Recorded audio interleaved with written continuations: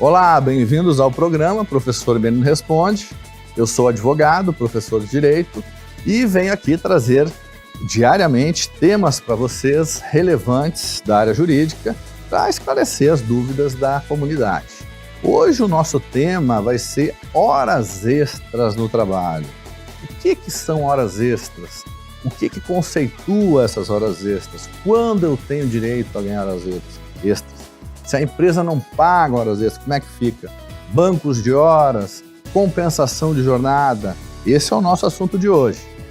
Bom, primeiro esclarecendo que as horas extras estão previstas no artigo 59 da CLT. E a Constituição Federal também, no artigo 7º, diz que o limite de jornada do trabalhador são 44 horas semanais e 8 horas diárias. Isso é o que está na Constituição Federal, né? Então, se ultrapassar isso, existe a previsão legal na CLT de um adicional de 50%. Então, se você, ao invés de trabalhar 8 horas, trabalha 9 horas, aquela nona hora vai ser, além de uma hora extra, mais 50% de adicional. Então, essa hora extra ela é mais cara para o trabalhador, ele tem que pagar a mais para o empregado, né? Então, sempre que aquele empregado trabalha acima da carga horária, se ele tem uma carga horária de 6 horas e trabalha 1 hora a mais, se ele tem uma carga horária de 4 horas e trabalha 1 hora a mais, sempre quando ele trabalha acima da jornada, é considerado como hora extra, devendo ser remunerada com no mínimo 50%. Por quê? Porque nós temos uma questão também de exceção. Quais são as exceções? Acordos e convenções coletivas dos sindicatos. Os sindicatos, eles podem fazer acordos e convenções com as empresas, representando os trabalhadores, para estabelecer o quê? Banco de horas, ao qual as horas que sobram ou que faltam vão para o banco e depois ele compensa, né, no período estabelecido na convenção. Ele pode fazer também regras de compensação de jornada e o sindicato pode também, mediante convenção coletiva, fazer horários diferenciados, como o plantão, por exemplo, que ele trabalha 12 por 36, trabalha 12 horas e folga 36. O caso de vigilantes, o caso de médicos, de enfermeiros, de pessoas, enfim, que trabalham como plantonistas. Aí essas horas não vão ser remuneradas porque existe o quê? Um acordo entre o sindicato e a empresa para estipular isso, mas tem que ter esse acordo. A empresa não pode fazer esse tipo de jornada excessiva sem ter este acordo específico. Além disso, a reforma trabalhista trouxe também a possibilidade de um acordo individual entre o empregado e a empresa, né? E ele pode fazer, por exemplo, uma compensação de jornada eventual, mesmo que verbalmente, se for no período de um mês, né? Por exemplo, você tem aqueles períodos ali de Natal, Dia das Mães, enfim, que vende mais, e aí o funcionário fica um pouco a mais, e aí depois ele tem uma folga naquele mesmo mês, é uma coisa eventual. Isso é possível sem gerar as horas extras. E nós temos também a questão do banco de horas, que a reforma trabalhista disse que é possível se fazer com o empregado, né? Mas tem que compensar aquelas horas no prazo máximo de 6 meses, ao qual ele trabalha horas a mais e compensa horas depois. Então isso é possível. E nós temos que lembrar também que a remuneração da hora extra, embora a lei diga que é 50%, ela é variável de acordo com convenções e acordos coletivos dos sindicatos. Porque os sindicatos das categorias, e aí se você tem essa dúvida, entre em contato com o seu sindicato, a sua categoria, eles podem estipular uma hora extra de valor a maior, uma hora extra de 100%, 150%, 200%, né? Então a hora extra pode ser remunerada a mais, um valor a maior, se estiver previsto. O valor mínimo é 50%, mas pode haver também um valor maior, tá? Lembrando que essas pessoas que fazem jornada 12 por 36 também têm direito ao intervalo intra-jornada, né?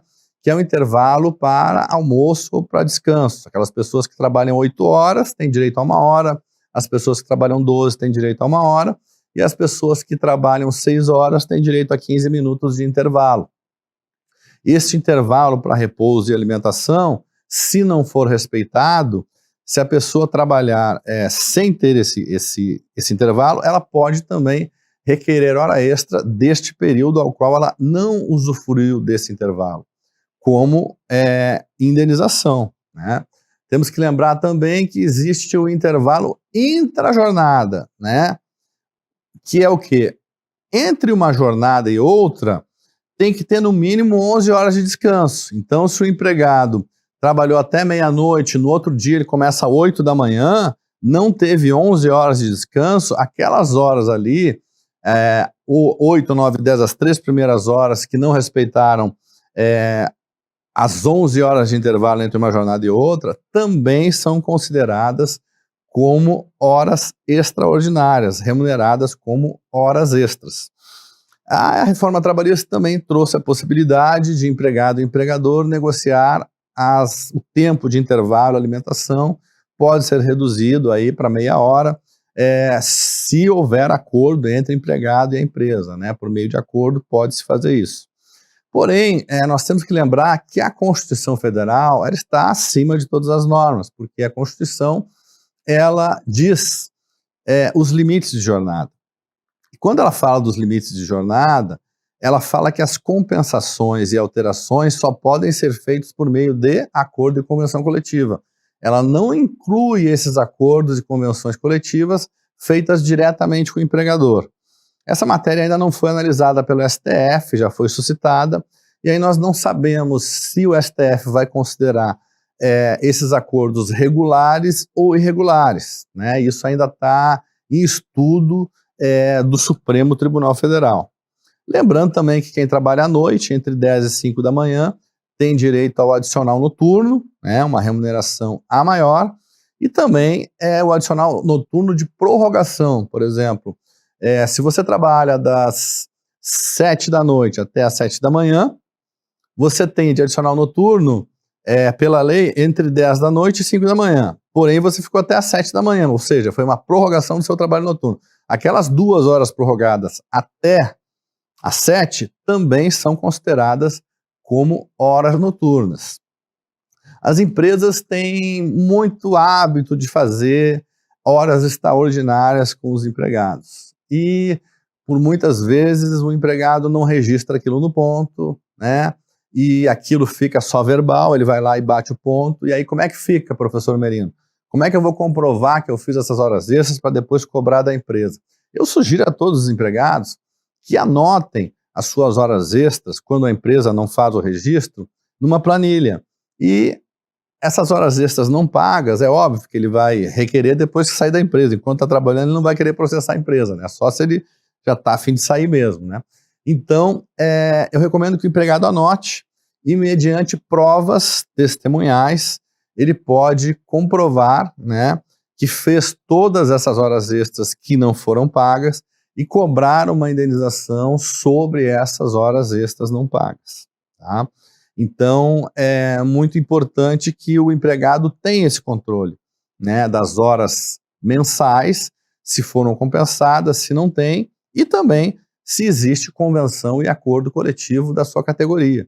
É importante que o empregado conheça esse instrumento, conheça os seus direitos previstos lá na convenção, no acordo feito pelo sindicato, para que ele possa buscar isso depois judicialmente, se for necessário.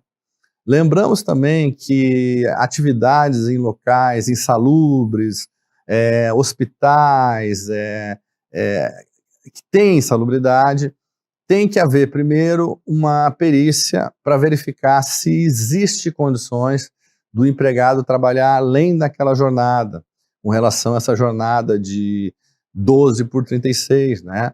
Porque se não tiver condições, se ele está exposto mais do que o tempo necessário a essa atividade insalubre, ele também pode pedir indenização por isso e por essa hora extraordinária, né?